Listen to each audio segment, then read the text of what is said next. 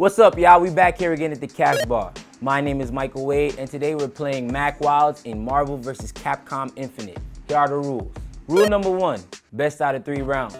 Rule number 2, if I win, I get to ask Mack a question. But if Mack wins, he gets 15 seconds to plug whatever's coming up for him. Rule number 3, taking no L's. It's Team Cassius. You already know how it goes.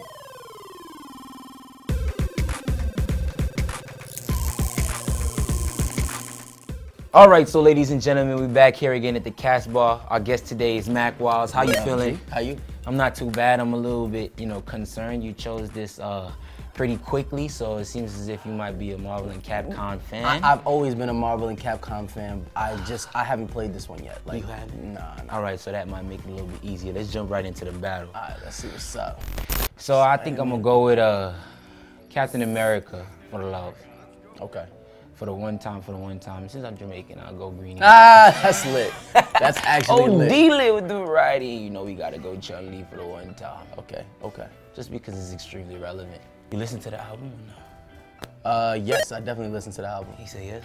You Definitely like listened to it. You like it? I think the album was good.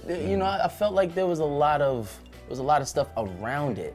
But like if we just talk about the music, the music was good. Okay. Yeah, it was cool. Well, I mean, tell me a little bit more about that in your experience. Since you say there's a lot of stuff around it, I'm pretty sure that there's a lot of stuff that comes with the acting, and you do music as well, and just being so multifaceted. What are the things that are around that? There's so many different facets that you gotta focus on when it comes to, like, especially this business. There's so many different people that you come in contact with, especially in relationships and stuff. This shit gets tricky. So it's always to air your stuff out the way that she's been doing is I understand, because she is in a public eye, but it gets crazy. Nah, I feel you. You balance the public eye very, very well. I'm pretty sure that there's an image that you have to uphold from the acting standpoint, as well as from the music and your other creative sides of your career. But some people sometimes get those lines blurred. All the time. I have friends who think I could still do regular stuff every day. Yo, why don't you hop on the train and meet me?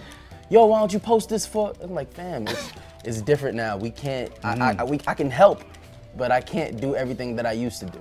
Because you just spread a little bit too thin, I would say. Exactly. Yes. So the accessibility becomes something Yes, totally different on this end. What about family though? Family keeps you grounded, no? So that's the biggest thing that keeps me grounded, honestly. Family. You could say whatever you want, do whatever you want, but like family is the one thing that kind of lets you know exactly who you are, like remind you of where you come from. That's dope. So this first round is for me. Yeah, you took the W. You get 15 seconds staring at any one of these cameras right here. Okay. So I have a movie that's out right now called Dinner for Two. It's on TV1. It's an amazing movie about love, loss, and all of the things that kind of happen in between. So go check it out. Just go stream it. All of that stuff right now. All right, so you got some new stuff coming out on camera, but what about the stuff that's coming out on the track? Or that's out already, actually. They don't know about it, or they may not know about it. People were asleep last year, man. They were asleep last year? They were asleep. It's terrible, but I came out with an amazing project called After Hours. And it's really like, oh man. Yeah, I didn't know. Back to slavery. That was I didn't know Ghost Rider came out with that type of combo.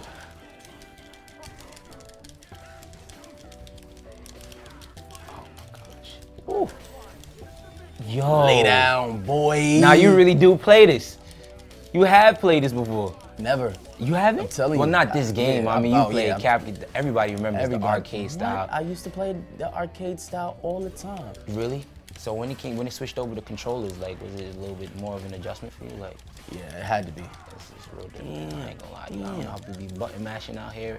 I can't even sidestep. It's like once you're on the side of the screen, it's over. Like you going down, you got two people tagging each other out and all that.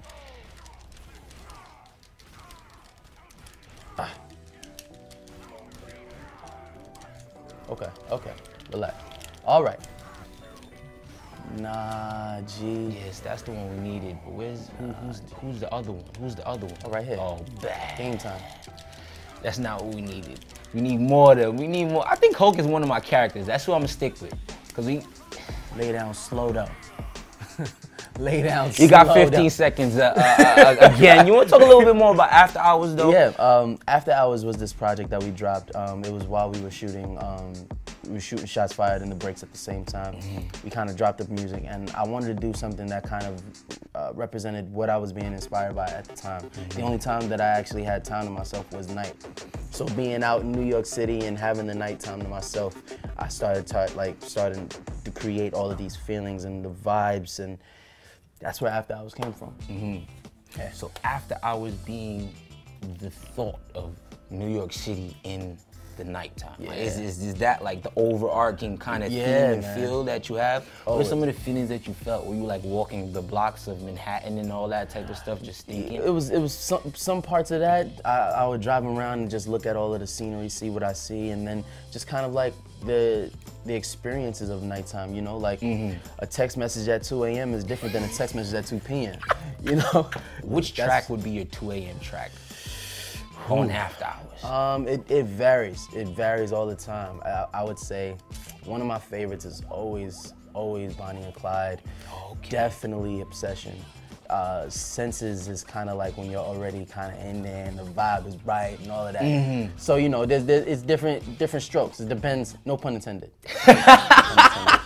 Sorry. Yo, that was clever. That was very, very clever. So we in the third round. Yeah. Right now it's 2-0 for Mac. Not for me. It's 0-2. But we're going for this one. I need to know more of the inspiration. And I need to know a lot more of the feel. Did some loneliness come about? Oh, definitely. Okay. You know, there's definitely parts on After Hours that touch on that. Like, there's a song on there called Choose that kind of illustrated exactly kind of what that feeling felt like. You know, being there in the studio at night and feeling like, yo, all we had to do is kind of choose and make the right decision. Come on, Hulkamania. This is ridiculous. This is really ridiculous.